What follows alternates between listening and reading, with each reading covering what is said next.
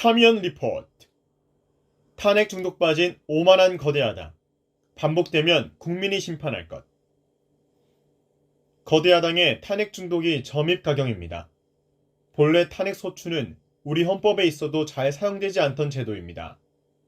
본격적으로 사용되기 시작한 것은 2016년 박근혜 대통령 탄핵 사건이 기점입니다.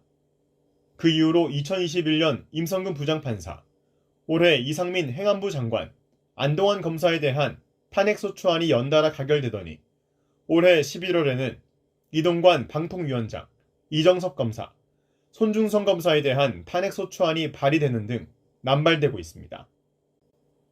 최근 남발되고 있는 탄핵소추에는 크게 세 가지 문제가 있습니다. 첫째는 탄핵 제도의 본질에 맞지 않는다는 점입니다.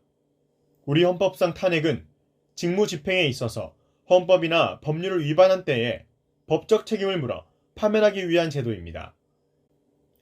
헌법재판소도 탄핵 심판 청구가 이유 있는 경우란 피청구인의 파면을 정당화할 수 있을 정도로 중대한 헌법이나 법률 위반이 있는 경우라고 판시하고 있습니다. 쉽게 말하면 탄핵소추는 매우 예외적이고 불가피한 경우에 사용하는 제도입니다.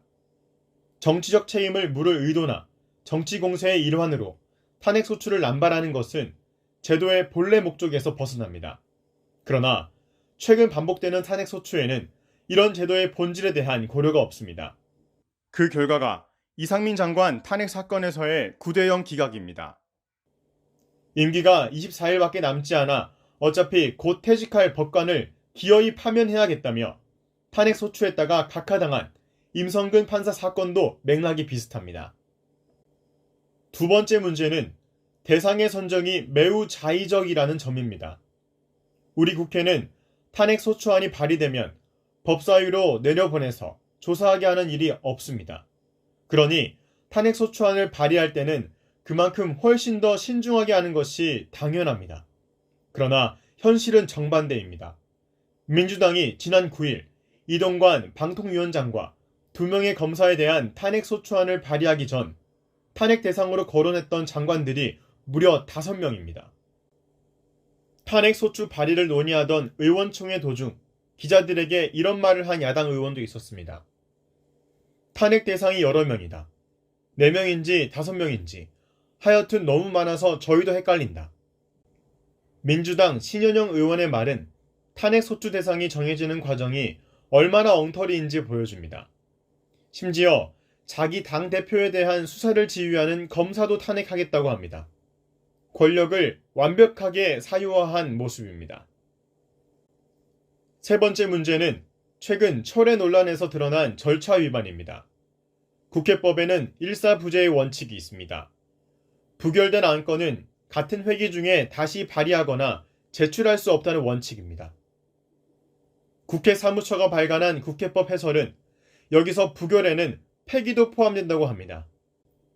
탄핵소추안은 국회 본회의에 보고 후 72시간 내에 표결을 못하면 국회법에 따라 폐기로 간주됩니다. 그러니까 야당이 이번 정기국회에 발의한 탄핵소추안이 폐기되었으면 정기국회가 끝날 때까지는 같은 대상에 대해 같은 이유로 탄핵소추안을 다시 발의할 수 없습니다. 그러자 야당은 탄핵소추안을 단독으로 철회했습니다. 이 철회는 국회법 위반입니다.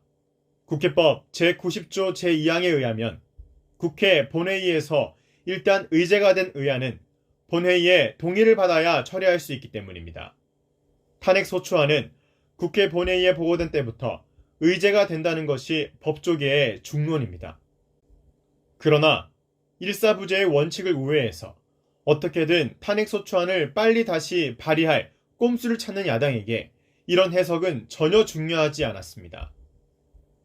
거대 야당은 이렇게 자의적으로 탄핵 대상을 선정하고 국회법을 위반해 가면서까지 탄핵제도의 본질에도 맞지 않는 탄핵소추안을 연거푸 발의하고 있습니다. 심지어 민주당의 김용민, 민영배 의원은 19일 대통령 탄핵 발의를 해놔야 반윤연대가 명확해진다는 발언을 공개적으로 했습니다.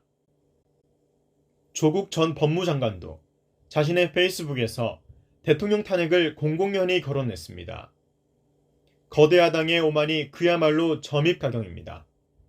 국민은 묵묵히 지켜보는 듯 해도 전체 국민의 균형 감각은 놀라울 정도로 무섭다는 것을 잊은 듯합니다.